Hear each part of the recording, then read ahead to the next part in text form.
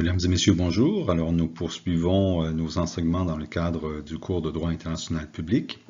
Alors, jusqu'à maintenant, nous avons vu l'État qui a pris sa place sur la scène internationale. Nous l'avons créé, il existe.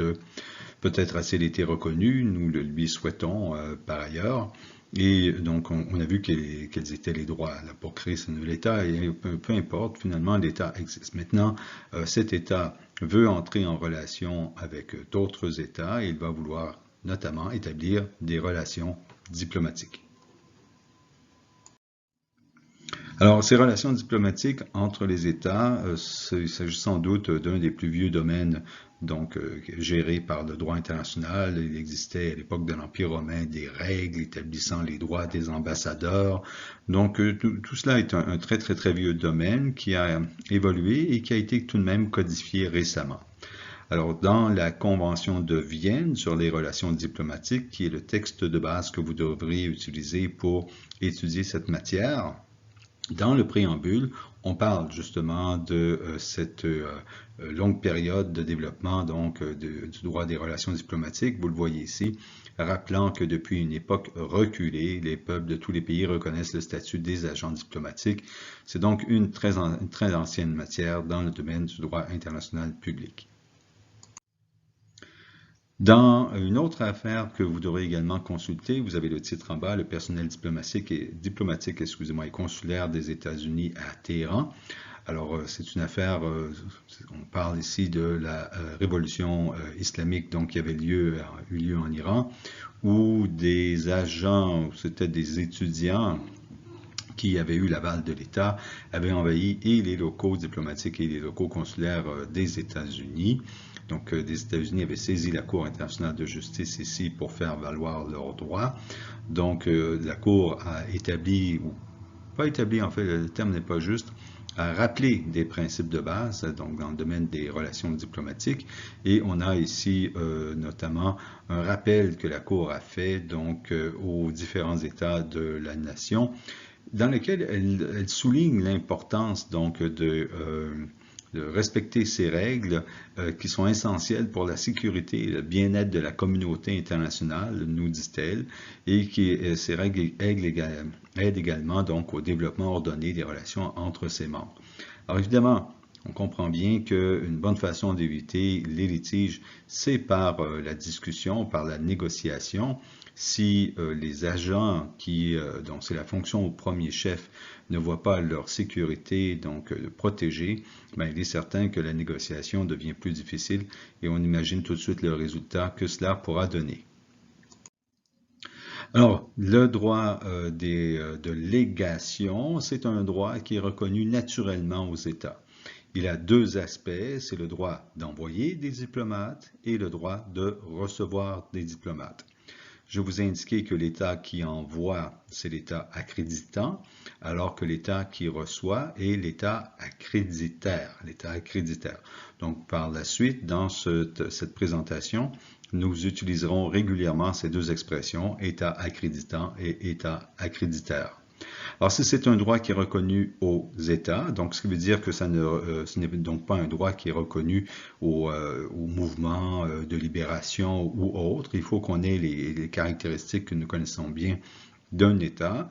Par ailleurs, même si c'est un droit qui a été reconnu aux États, il est aussi reconnu au Saint-Siège, ce que de façon populaire, on appelle souvent le Vatican, mais le nom de l'État lui-même, c'est le Saint-Siège. Dans leur cas, toutefois, ils n'enverront pas leurs diplomates ne seront pas des ambassadeurs ou des secrétaires, ce seront des nonces ou des internonces, mais ils sont représentés par des représentations ayant un statut diplomatique également. Alors, toujours dans cette affaire concernant le personnel diplomatique des États-Unis, alors vous le voyez bien, ici, on va établir un premier principe de base dans les relations diplomatiques, c'est qu'aucun État n'a l'obligation d'entretenir des relations diplomatiques ou consulaires avec un autre État. Donc, on introduit ici une notion fondamentale dans les relations diplomatiques, c'est encore une fois la rencontre des volontés, donc la volonté.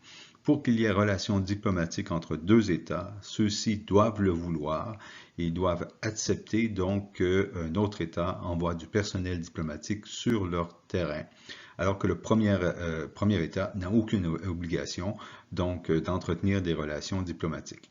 Si on prend le Canada, par exemple, il n'a qu'un nombre limité de représentations diplomatiques sur la planète. Le Canada est un grand pays, certes, mais d'une moyenne importance et pas très riche.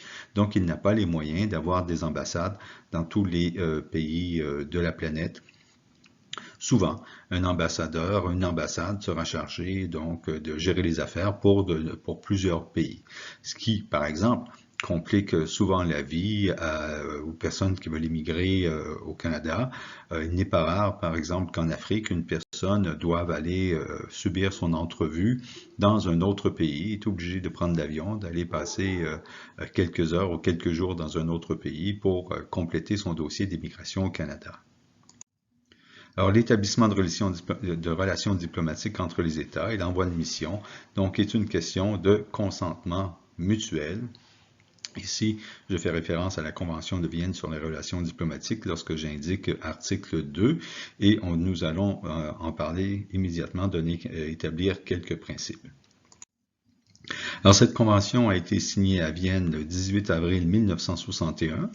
Elle est entrée en vigueur en 1964, le 24 avril, et vous voyez, il y a tout de même 192 États qui sont partis à la dite convention. Alors, si on considère qu'il y a 193 États membres à l'ONU, force est de considérer, de conclure que c'est un texte qui est tout de même universel. Il représente dans une grande mesure de toute façon de la coutume. Il est le fruit de négociations qui ont eu lieu entre les États. Et puis, bon, qui dit négociation, on dit naturellement, on s'est mis d'accord, on a abandonné certaines idées, etc. Mais ce qui est énoncé dans cette convention, c'est clairement l'expression d'un consensus entre les États, entre les plus riches, entre les plus pauvres, naturellement, n'ayant pas toujours les moyens d'imposer des mesures au même degré que les plus riches, mais on a trouvé des formules qui permettent de faire l'accord entre tous ces États. Alors, quelle est la fonction d'une mission diplomatique? Vous comprenez bien qu'ici, on va distinguer entre la mission diplomatique et la mission consulaire. Ici, c'est véritablement la mission diplomatique. Donc, les diplomates, leur premier travail, c'est de représenter leur État auprès de l'État accréditaire. Ce n'est pas la fonction d'un consulat. Le consulat a des fonctions qui sont beaucoup plus d'ordre administratif. Il aide les ressortissants qui se trouvent dans un État particulier, dans un État tiers. Alors qu'ici, lorsqu'on envoie un ambassadeur, c'est véritablement pour qu'il aille s'adresser au gouvernement de l'État accréditaire et de parler en son nom. Alors, il protège également, donc, dans l'État accréditaire, les intérêts de l'État accréditant et de ses ressortissants, naturellement. Il négocie avec le gouvernement de l'État accréditaire. C'est fondamental. Il s'informe donc sur la situation de l'État accréditaire par tous les moyens licites. Hein? Donc, ce qui veut dire sans aucun doute qu'une ambassade ne devrait pas normalement être un nid d'espions. Hein? Ça, ce n'est pas un moyen licite que d'avoir des informations, mais il n'est pas rare, par exemple, que les personnes qui travaillent dans un consulat ou dans une ambassade soient également ou assistent aux travaux d'une chambre de commerce de leur pays avec le pays accréditaire.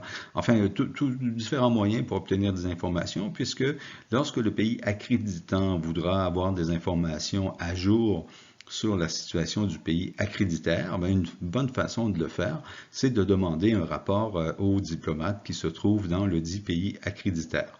Donc, source d'information, mais toujours par le biais de moyens légaux. Et évidemment, on va essayer de tenter de promouvoir des relations amicales entre les deux États. On a ici l'image de l'ambassade du Canada à Cuba. Un peu de soleil ne nous fera pas de mal. Alors, les locaux de la mission. Alors, l'État accréditaire, il n'y a pas d'obligation en ce qui concerne les locaux. vous aurez des ambassades qui seront dans de superbes maisons qui auront été achetées, aménagées. Pour les États-Unis, par exemple, il n'est pas rare que les États-Unis acquièrent non pas une maison, mais tout un quartier, en fait. Et ce qu'ils font, c'est de fermer la circulation dans le dit quartier, c'est-à-dire au bout de la rue, là, vraiment, ils vont mettre des gardiens de sécurité avec une barre. Et la maison où se trouve l'ambassade est au milieu de ces autres maisons et on ne peut y accéder donc par le biais d'un point de contrôle qui se trouve au début de la rue. Alors vous voyez ici évidemment l'idée sécuritaire qu'il y a derrière cela.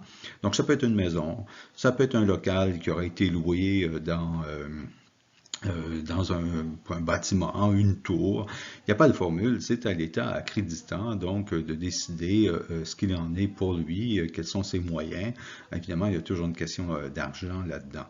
Par contre, il y a très nettement une obligation pour l'État accréditaire d'aider l'État accréditant.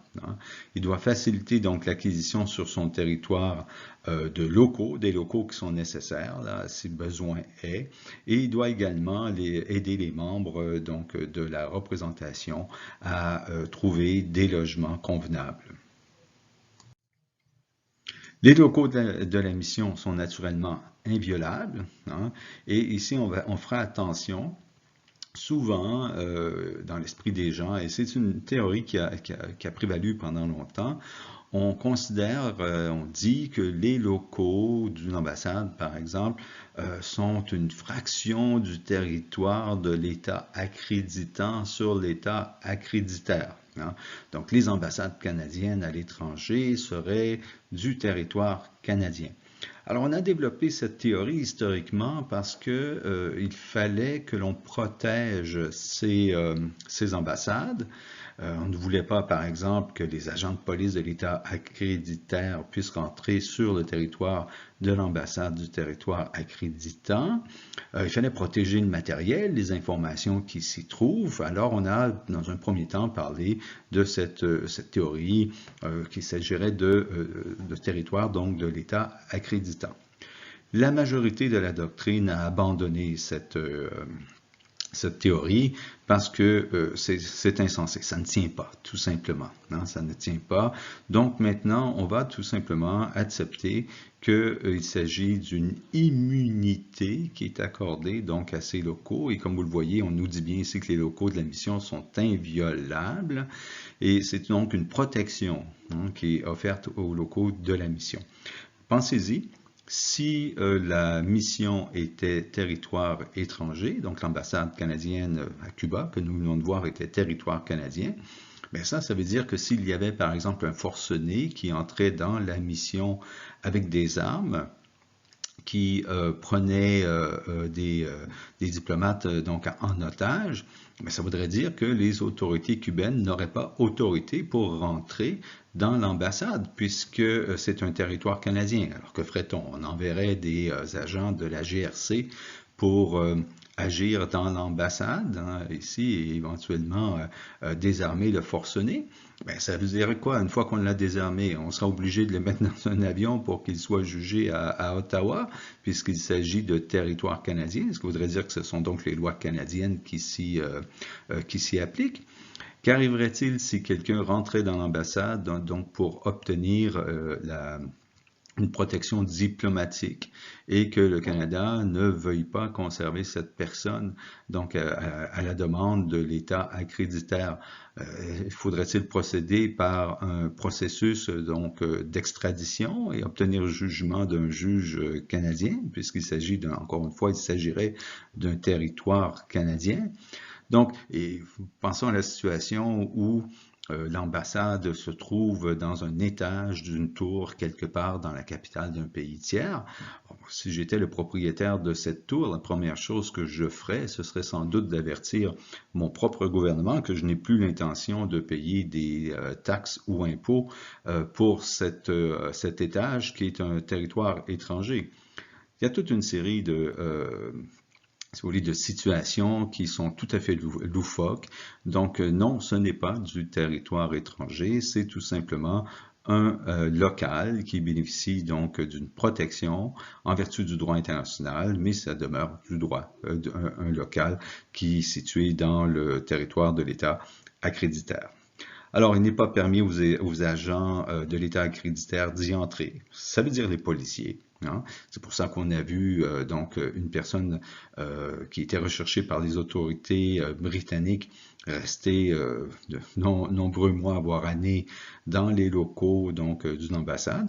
C'est parce qu'on ne pouvait pas, les policiers ne pouvaient pas rentrer pour aller donc chercher cet individu. Ça vaut également pour les pompiers. Les pompiers ne peuvent entrer dans les locaux d'une ambassade sans la permission de l'ambassadeur. Hein. Donc l'ambassadeur peut tout à fait dire « Nous sommes attaqués, venez nous aider ». Je vous réfère à cette affaire donc sur l'ambassade des États-Unis à Téhéran. Vous verrez que c'est ce qui était arrivé ici en l'occurrence. Donc les policiers non seulement peuvent, mais doivent rentrer s'ils sont appelés donc au secours par l'ambassadeur, mais sinon, ils n'ont pas le droit de rentrer. Même les pompiers ne peuvent rentrer dans une ambassade, donc ils ne pourraient rentrer pour aller éteindre un incendie, ils doivent agir de l'extérieur. Les locaux de la mission, les ameublements et autres objets donc, qui s'y trouvent ne peuvent faire l'objet d'aucune perquisition, réquisition, saisie ou mesure d'exécution. Vous comprenez que l'État a besoin de ce matériel donc, pour ses relations avec les autres États et les autres États ont besoin que l'État accréditant ait ce matériel donc, pour pouvoir entrer en relation avec lui et faire en sorte qu'il y ait négociation entre les États. La mission et le chef donc, ont le droit de poser un drapeau et un emblème sur les locaux de l'État accréditant. Cela peut sembler farfelu ici pour nous, donc au Canada, où nous voyons une multitude de drapeaux flotter un peu partout, mais n'oubliez pas qu'il y a de nombreux États sur la planète où il est interdit de faire flotter le drapeau d'un pays étranger. On ne peut faire flotter que le drapeau donc du pays en question. Alors, c'est le droit de faire flotter un drapeau est restreint dans de nombreux endroits. Mais même dans ces pays, l'ambassade pourra faire flotter le drapeau au-dessus de sa porte. Les archives et les documents de la mission sont inviolables à tout moment et en quelque lieu qu'ils se trouvent. Vous verrez que j'ai mis une image de sacs donc, qui sont chargés dans un avion. Mais effectivement, les archives dans l'ambassade ne peuvent être violées.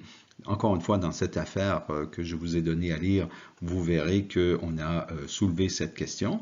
Mais si l'État accréditant décide donc de rapatrier les archives dans son pays, dans le pays, bien, les archives seront protégées pendant tout le temps où elles se trouveront dans les camions qui transportent, dans l'avion, peu importe, la protection est constante. Et ça se comprend puisque, comme je vous l'ai dit, le rôle de l'ambassade, c'est de favoriser les relations donc, avec le gouvernement de l'État accréditaire. Ça veut probablement dire qu'il y a toute une série d'informations de politique nationale qui se trouve dans ces archives et que l'État accréditant ne veut pas voir donc divulguer sur la scène internationale. Je vais vous donner un exemple ici donc qui historiquement s'est déroulé, qui a concerné le Québec. Lorsque le Québec va faire ses référendums pour faire sécession unilatéralement, mais il est certain que les autres États, les États tiers, ont réfléchi à quelle serait leur position en cas d'un résultat X ou Y, en cas de résultat positif ou négatif. Alors, certains États avaient transmis à leurs ambassades leur position en disant, par exemple, nous allons reconnaître le Québec si celui-ci donc déclare son indépendance et fait sécession. Alors, vous comprenez bien que ce type d'information, lorsque le résultat était négatif, les États ne voulaient pas que ça circule et que ça soit divulgué et que le Canada en ait connaissance. Ça n'aurait sans doute pas amélioré leur relation avec le Canada. Donc, il y a des informations sensibles, ça peut être économique, ça peut être différents ordres, que les États ne veulent pas voir divulguées. Donc, ces archives sont toujours protégées. L'État accréditaire, donc, permet la libre communication. Encore là, ce n'est pas toujours évident. Ce qui veut dire que l'État accréditant, par exemple, peut utiliser des programmes pour crypter donc leur communication. Or, il y a de nombreux pays sur la planète où ce type de programme qui va crypter les communications sont réservés soit aux officiels du gouvernement, soit à l'armée ou aux forces de police, mais ne peuvent être utilisés par le public. Ici, on ne pourra en aucun cas limiter l'accès à ce type de programme. De toute façon, il y a fort à parier que l'État accréditant aura emporté avec lui ces programmes du pays d'origine et ne sera pas allé les acheter en bureau en gros, chez Bureau en gros, donc dans le pays accréditaire. D'ailleurs, à cet égard, il y a quelques années, il y avait eu une situation assez amusante, somme toute, où la France avait découvert qu'une bonne partie de ses communications étaient écoutées donc par les autorités russes, les communications de l'ambassade de France en Russie, tout simplement parce qu'ils avaient fait venir des plombiers pour faire des travaux dans l'ambassade et ils ont bien dû conclure quelques années plus tard que les plombiers en question ne venaient pas d'une entreprise privée, mais bien des services de sécurité de la Russie qui en avaient profité pour mettre quelques micros à gauche et à droite. La valise diplomatique est également donc protégée, elle ne peut être ni ouverte ni retenue et comme vous le voyez sur cette photo, il doit y avoir un avis très clair qui indique ce qu'est la valise diplomatique. Ici, j'ai mis une jolie serviette, comme vous le voyez, là, avec un beau cuir, mais dans une photo précédente, nous avons vu des sacs qui servaient de valises diplomatiques et j'ai déjà vu personnellement des containers qui servaient également de valises diplomatiques dans lesquels nous avions chargé des quantités assez impressionnantes de Coca-Cola et de chips donc pour l'ambassade du Canada à Moscou. Alors, le courrier également qui va porter cette valise sera lui-même protégé. Il doit naturellement avoir des documents l'identifiant. La valise peut aussi être confiée au commandant d'un avion, c'est-à-dire que plutôt qu'il y ait une personne qui accompagne la valise, qui parte avec la valise pour aller la porter, il va se contenter d'aller à l'aéroport et donner le document donc au pilote, donc au commandant d'un avion, qui lui la remettra à l'autre bout. C'est une autre possibilité, mais en tout état de cause, de toute façon, la valise est protégée et la personne qui transporte cette valise également. Il peut arriver qu'on ferme une mission, les missions ne sont pas éternelles. Il peut y avoir une tension entre deux États faisant en sorte que ceux-ci veuillent mettre un terme à leur relation.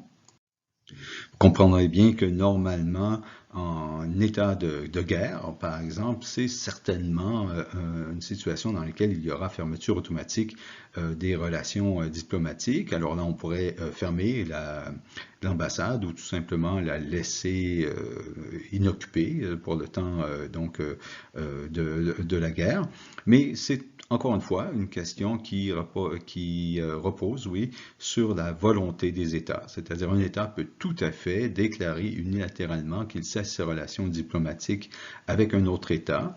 La conséquence de cela, naturellement, ce sera pour cet autre État l'obligation, en raison du principe de réciprocité, de mettre un terme également et de fermer sa propre représentation diplomatique dans le premier État, sur le territoire du premier État qui aura pris la première décision.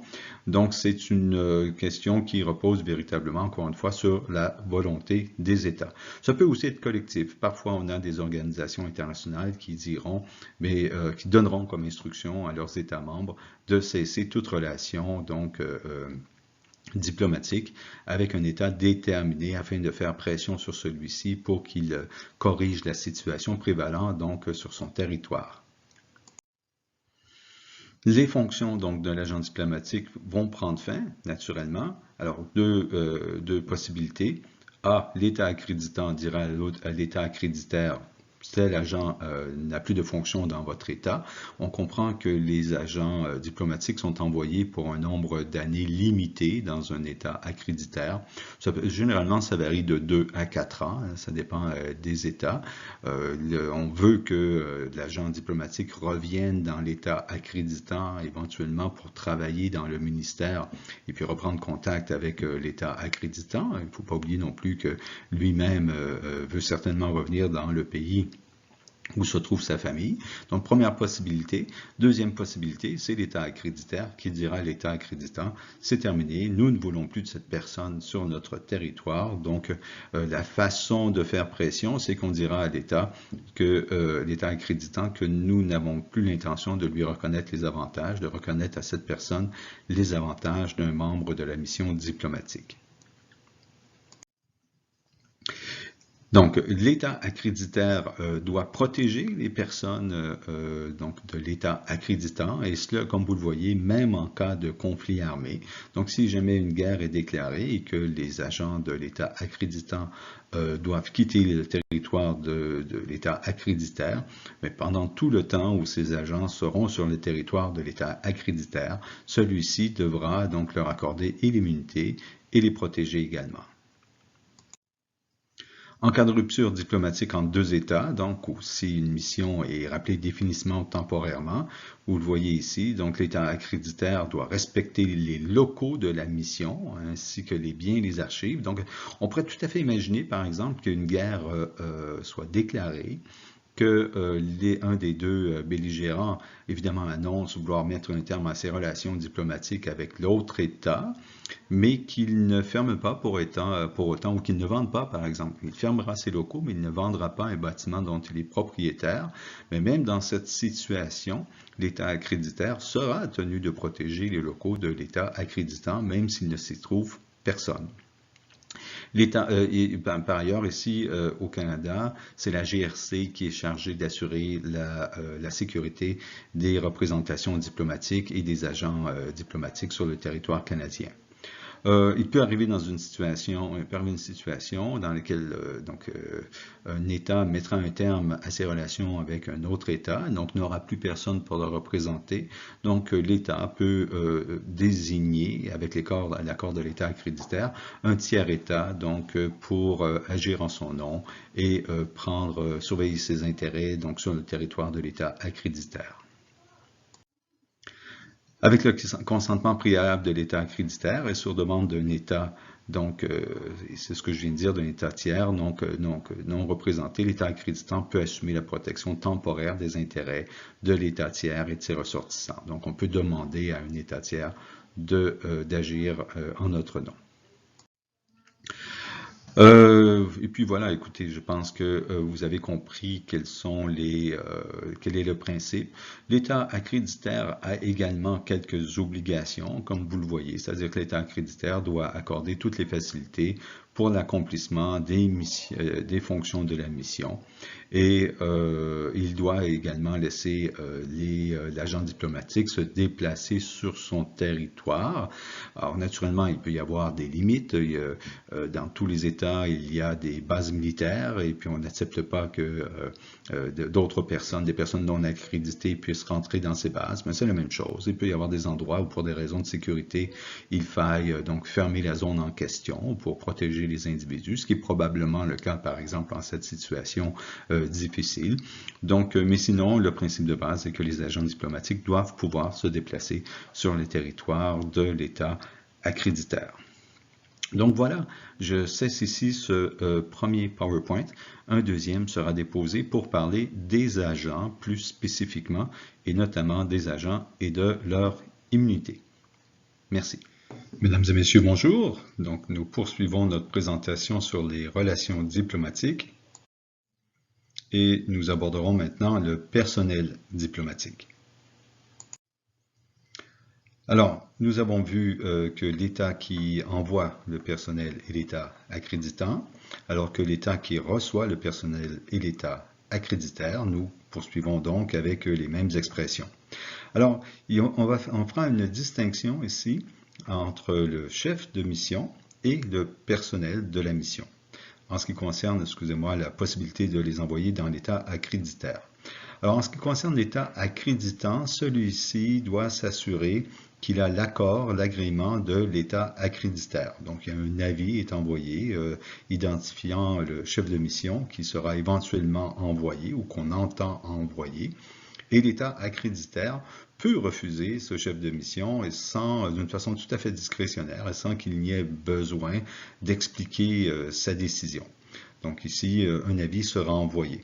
C'est ce qui permet de s'assurer que finalement le chef de mission pourra répondre à certains critères de l'État accréditaire. Bon, je vous donne un exemple.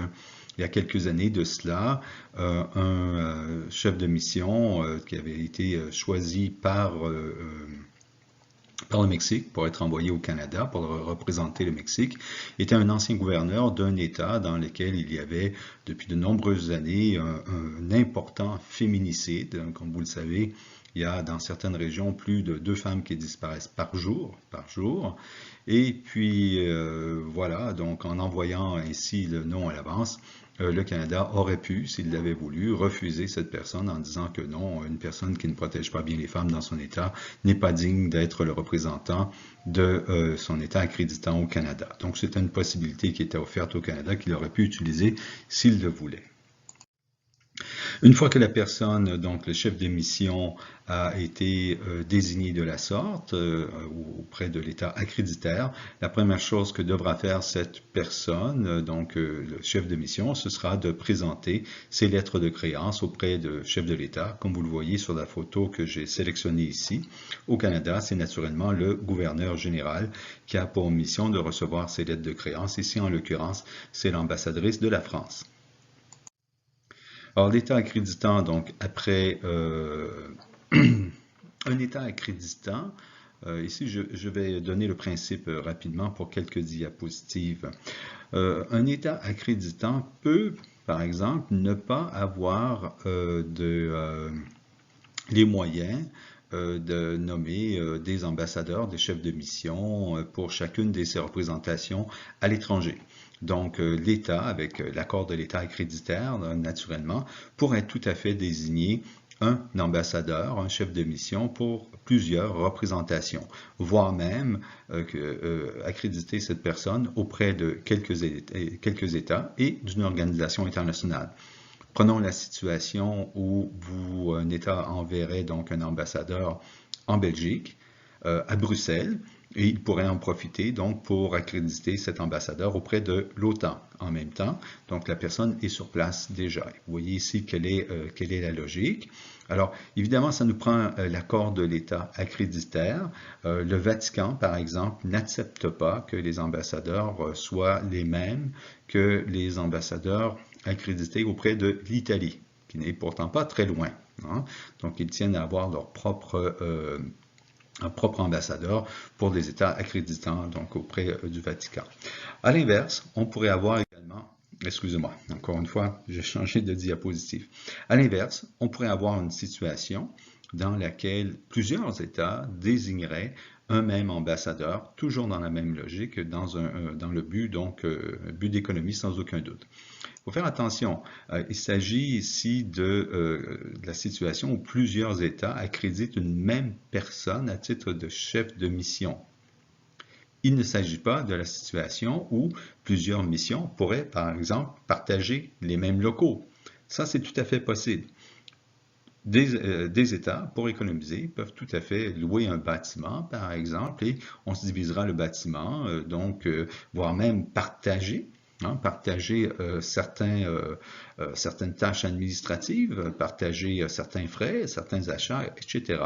Sauf que ici, formellement, nous aurons accrédité auprès de l'État accréditaire 2 représentations différentes, avec 2 chefs de mission différents. Ce n'est pas le même cas. Ici, c'est véritablement l'État A, B et C, les États A, B et C qui désigneront la même personne comme étant donc le chef de mission auprès d'un seul État accréditaire.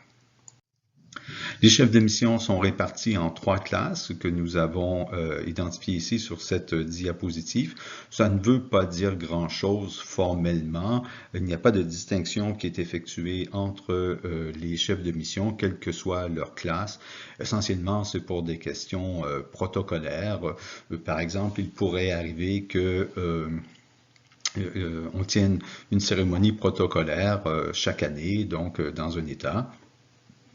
Le président français, chaque année, reçoit les ambassadeurs des différentes missions, donc accrédités auprès de la France. Naturellement, dans ce contexte, il pourrait y avoir classification en vertu des classes, mais sinon, qu'un ambassadeur soit un ambassadeur accrédité auprès des chefs d'État ou un ambassadeur accrédité, un ministre, excusez-moi, accrédité auprès d'un chef d'État, formellement, il aura le même accès au ministère des Affaires étrangères pour effectuer sa mission. Alors, si le poste d'un chef de mission est vacant, il pourrait arriver que l'on nomme un chargé d'affaires ad interim. Alors, on peut ici imaginer une variété de situations. Première situation beaucoup plus importante, un État donc a l'intention de marquer son désagrément auprès de l'État accréditaire. Alors, on fait revenir donc son ambassadeur pour consultation et dans l'intervalle, on nommera donc un chargé de mission, un chargé d'affaires qui sera chargé de faire tourner la boutique. Hein? Alors évidemment, cette personne n'a pas le crédit ni l'importance voulue pour jouer le même rôle que l'ambassadeur, mais il va s'assurer que l'ambassade continue à fonctionner. Et ça peut aller jusqu'à une situation beaucoup plus simple. Nous sommes en été, c'est les vacances. L'ambassadeur doit donc prendre ses vacances et rentrer dans son pays d'origine, ou peu importe, aller n'importe où. Il faudra bien qu'il y ait un responsable dans la représentation, dans l'ambassade. Dans ce cas, on enverra une note verbale indiquant qu'il y a un chargé d'affaires ad interim qui sera chargé, ce sera naturellement le premier secrétaire de l'ambassade, qui sera chargé de faire tourner l'ambassade en l'absence de l'ambassadeur. Donc, toute une série de possibilités. Le personnel même, donc, de la représentation ou de l'ambassade, donc dans un État, alors, on le sait, c'est l'État accréditant nomme à son choix les membres du personnel de la mission, mais il doit toutefois envoyer un avis à l'État accréditaire. Une exception en ce qui concerne les militaires, donc qui, eux, pourront, à la demande de l'État accréditaire, donc on pourra être obligé de transmettre les noms à l'avance pour fin d'approbation. Il n'est pas exceptionnel qu'il y ait des militaires ou qu'il y ait, par exemple, des responsables de la sécurité qui soient dans une ambassade pour collaborer avec les autorités de l'État accréditaire. Hein, ce serait tout à fait possible ici. On peut penser à une situation, on pense pas uniquement, ici je pense pas à une situation d'espionnage, mais pensez à une situation, par exemple, où il y a, pour une raison X, de nombreux kidnappings, l'enlèvement donc de parents par des parents de leurs enfants et qui vont dans un pays déterminé. Il y aura sans doute ici des policiers donc qui seront accrédités auprès de l'État accréditaire pour collaborer, pour faciliter l'exécution de jugements ou autres. Donc, de nombreuses situations sont tout à fait possibles ici. Donc, sont notifiés, comme vous le voyez, au ministère des Affaires étrangères de l'État accréditaire, donc la nomination des membres de la mission, l'arrivée et le départ du personnel, l'engagement de nouveaux personnels. Donc, vous voyez ici quelle est l'idée. Le ministère des Affaires étrangères est tout à fait accrédité de savoir qui se trouve exactement dans une mission, donc dans une ambassade. Ceci étant dit, par ailleurs, normalement, il devrait y avoir eu un accord au tout début lors de la création de l'ambassade pour déterminer combien de personnes, donc le nombre d'agents qui devraient travailler dans cette ambassade. S'il n'y a pas eu semblable accord, le nombre devra être normal, suivant le jugement de l'État accréditaire qui pourrait tout à fait décider qu'il y a trop de personnes dans une ambassade déterminée. trop de personnes qui peut-être se promènent et prennent des photos ou que sais-je dans différentes régions. Donc, les membres du personnel diplomatique de la mission ont en principe la nationalité de l'État accréditant. Donc, c'est bien en principe, hein, nous l'avons vu, mais on comprend que dans la mesure où le droit international permet qu'un ambassadeur représente plusieurs États, bien, il est fort à parier que cette personne n'aura pas nécessairement la personnalité de tous les États. Donc, ce n'est pas une condition rédhibitoire. Une personne peut avoir la nationalité autre que celle de l'État accréditant. En ce qui concerne les membres du personnel diplomatique, il pourrait arriver que ce personnel soit choisi parmi les ressortissants de l'État accréditaire. Vous comprenez que dans une ambassade, par exemple, la personne qui est à la réception peut tout à fait être une personne donc de l'État accréditaire et n'a pas à être une personne de l'État accréditant, d'autant plus qu'elle n'aura probablement pas accès à des informations qui soient très sensibles.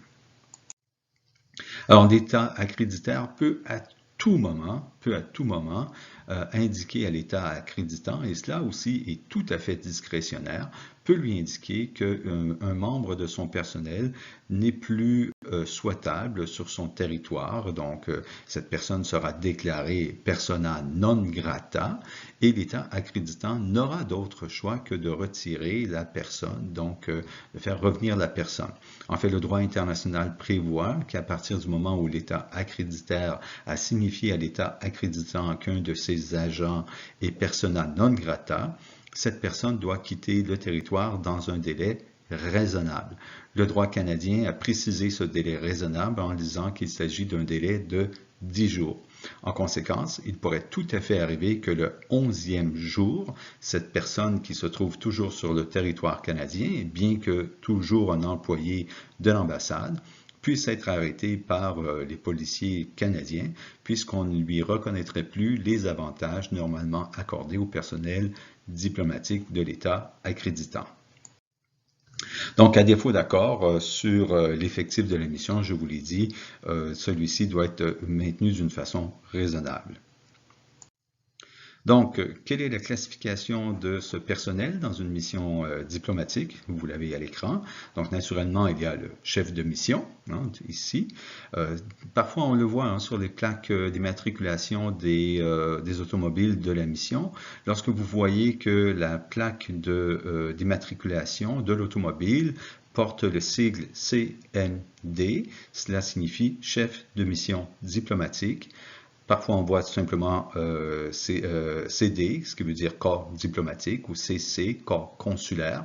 Donc, il peut arriver qu'à Montréal, on voit des plaques CD, donc corps diplomatique, puisqu'il y a des personnes qui sont donc nommées par des États auprès de l'Organisation de l'aviation civile, donc de l'ONU, et ces personnes ont statut donc de diplomate. Il peut y avoir des plaques donc CD du Québec, et il peut y avoir naturellement aussi des plaques CC, corps consulaire du Québec, puisque nous avons un bon nombre de consulats ici à Montréal.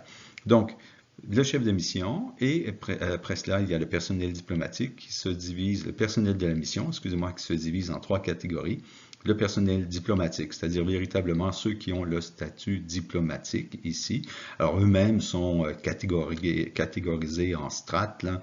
Vous avez le premier secrétaire, le deuxième secrétaire, le troisième secrétaire. Il peut y avoir plusieurs troisièmes secrétaires. Donc, vous voyez, c'est généralement dans cette façon qu'ils sont catégorisés. Et il y a le personnel administratif et technique. Hein, ce ne sont pas des personnes qui ont vocation à s'adresser donc aux autorités de l'État ou à représenter leur État, mais qui ont des fonctions administratives ici. On peut penser à toute une série de services qui pourraient être accordés, recherche, ça peut même être des personnes d'entretien, hein, également si on a une grande mission et qu'on ne peut pas faire venir des plombiers qui sont rattachés au service secret de l'État accréditaire. Donc ça peut être toute une série d'individus. Il y a également le personnel de service. Ici, c'est véritablement le personnel de service domestique. Donc, il y a fort à parier, il n'est pas rare, excusez-moi, que l'ambassadeur, par exemple, ait son propre chef pour recevoir les autres représentants des différents États accréditants ou accrédités auprès d'États accréditaires. C'est possible. Moi, j'ai déjà vu des représentations dans lesquelles l'ambassadeur vivait dans un grand appartement, il est vrai, et lorsqu'il recevait quelqu'un, il engageait un traiteur, tout simplement avec des employés pour faire le service. Donc là aussi, ça varie grandement d'un État à l'autre. Alors, lors de préséance, nous en avons parlé.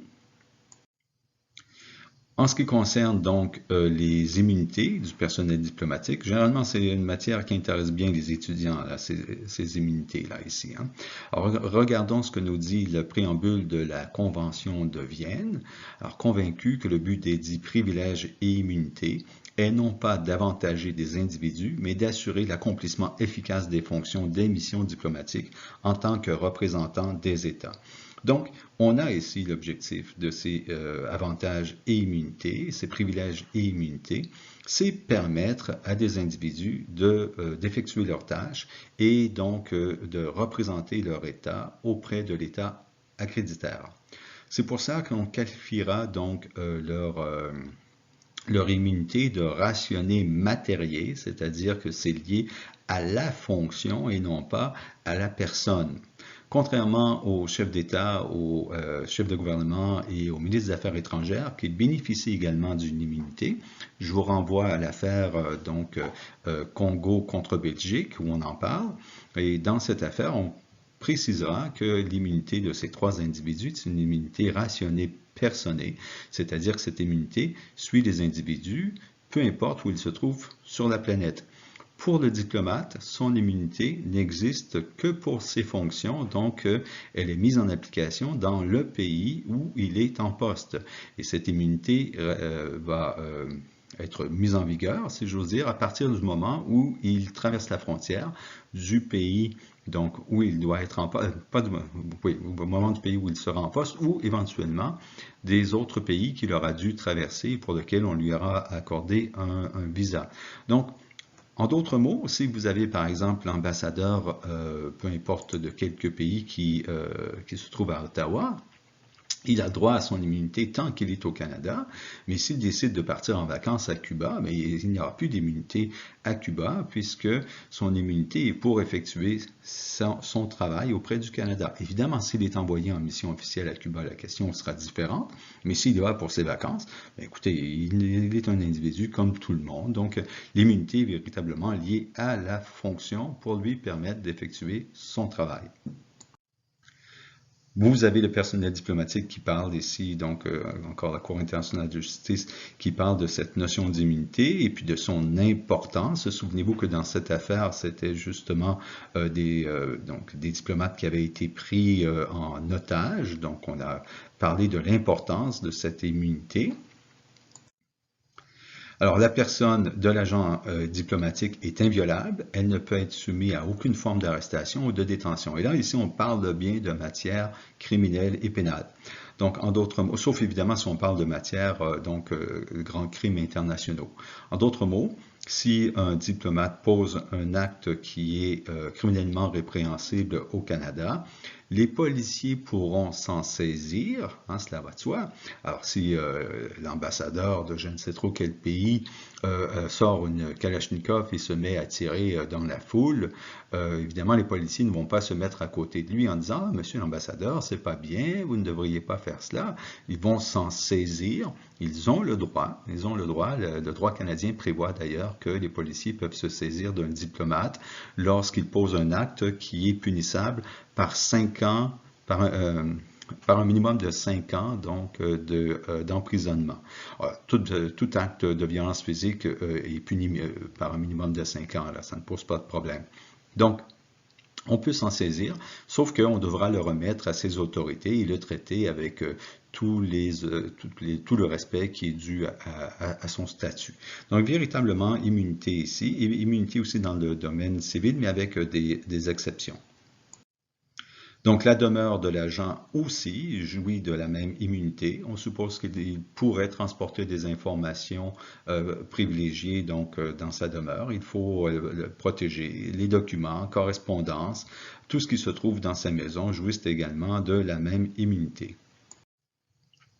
L'agent diplomatique donc jouit de l'immunité pénale et en ce qui concerne les immunités civiles et administratives, il a également une immunité mais qui est plus limitée puisque dans le cadre d'une action civile mais portant sur un immeuble qui lui appartient personnellement et non pas pour les fins de la mission, il n'aura pas droit à la même immunité. Donc, s'il a une question de succession, c'est la même chose. Et des activités professionnelles ou commerciales, donc exercées par l'agent, font en sorte qu'il n'aura pas droit à la même immunité civile. Ceci étant dit, ce doit être exceptionnel parce que normalement, l'agent ne doit pas avoir d'autres activités que son activité professionnelle. Aucune mesure d'exécution. Souvenez-vous qu'il y a deux types d'immunité, immunité donc de juridiction et immunité de juridiction, d'exécution, excusez-moi. Ce que nous avons vu avant, c'était l'immunité de juridiction. En ce qui concerne l'exécution, vous le voyez, aucune mesure ne peut être prise donc, contre l'agent diplomatique. Alors, les membres de la famille bénéficient aussi d'une immunité et on comprend pourquoi. Il serait facile de les utiliser pour faire pression sur le diplomate. Donc, ils seront également poursuivis dans la mesure où ils font partie normalement du ménage, donc de l'agent diplomatique. Le personnel administratif, personnel de service bénéficie également d'une immunité que vous comprendrez être moindre. Les domestiques privés, donc, qui ne sont pas ressortissants de l'État accréditaire, ont également une exemption d'impôts et de taxes, mais ma foi, tout cela est très technique, vous pourrez le constater en faisant la lecture du PowerPoint.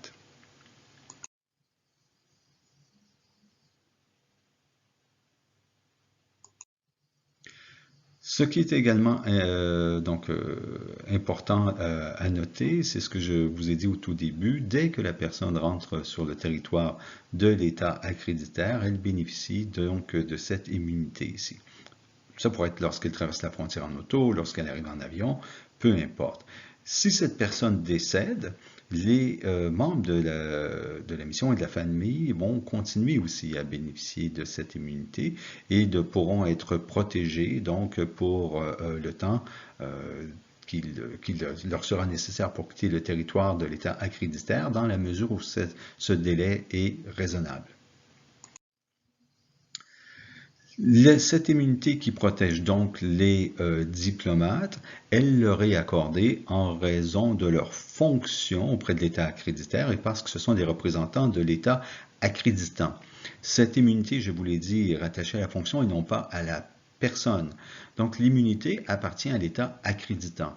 C'est l'État accréditant donc, qui en jouit dans une certaine mesure puisque c'est ce qui lui permet de rentrer en relation avec les autres États. En conséquence, l'État accréditant peut renoncer à l'immunité donc de juridiction d'un agent diplomatique. Prenons l'exemple d'un agent diplomatique qui poserait un acte qui serait criminellement responsable. On peut penser ici à quelque chose de relativement simple. L'agent diplomatique qui tue un piéton alors qu'il conduit une automobile en état d'ébriété. Au Canada, c'est criminel. L'État, donc accréditant ici, pourrait tout à fait lever l'immunité de ce diplomate et le diplomate pourrait donc en conséquence être jugé. Comme si tel n'est pas le cas, le Canada pourrait donc déclarer ce diplomate persona non grata et il devrait donc en conséquence quitter le territoire. La renonciation doit être express, par contre. Elle doit être express, c'est-à-dire que l'État accréditant doit signifier donc au ministère des Affaires étrangères de l'État accréditaire cette levée d'immunité. L'agent diplomatique donc est exempté des dispositions de sécurité sociale, etc., etc. Il ne paie pas de taxes, comme vous comprenez, il ne paie pas d'impôts, sauf dans une certaine mesure, il pourrait y avoir certaines taxes à payer.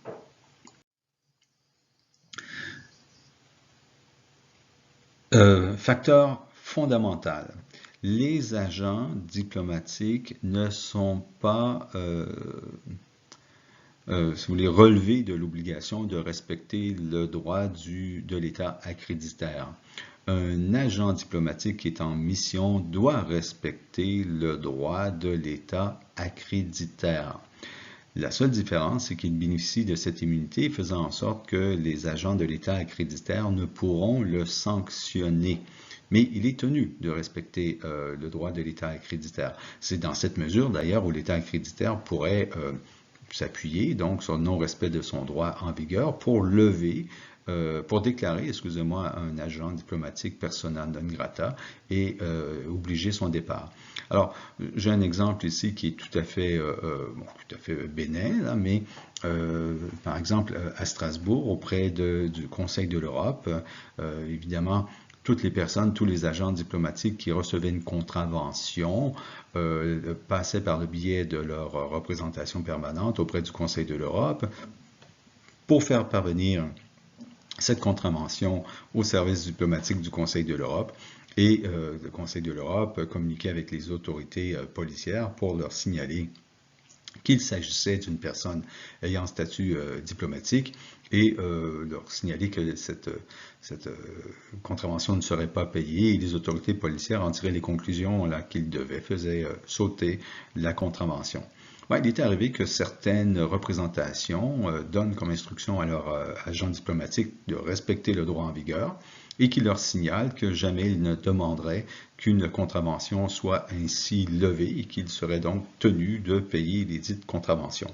Alors évidemment, lorsque la France recevait le paiement de la dite contravention, il ne retournait pas le chèque en disant « Non, non, nous n'en voulons pas à raison de votre statut ». L'individu était soumis à la contravention. D'ailleurs, le seul fait que l'individu ait reçu la dite contravention montre bien que l'État accréditaire, ici en l'occurrence la France, considérait que cet agent avait violé une règle à laquelle il était soumis. L'agent diplomatique, donc, aussi, ne doit pas exercer d'autres activités professionnelles ou commerciales en vue d'un gain personnel dans l'État où il a été donc envoyé en mission. Et puis voilà, je pense qu'on a compris quels sont ici les avantages et immunités qui seront accordés aux agents diplomatiques. Donc, il ne faut pas rien y voir ici de magique. Un ambassadeur qui voyage sur la planète n'est pas protégé contre le droit de tous les pays où il se présentera, du seul fait de son statut d'ambassadeur. Il n'est protégé que parce qu'il effectue un travail ici et qu'il en a besoin de cette protection. Il doit être capable de représenter son État et éventuellement de tenir des discussions un peu musclées avec l'État accréditaire sans s'inquiéter quant à sa sécurité et à celle de sa famille. Mais l'immunité qui lui est accordée n'a que pour objectif lui permettre d'effectuer son travail et cela ne découle pas de son statut particulier de super citoyen de la planète parce qu'il est donc agent diplomatique. Merci.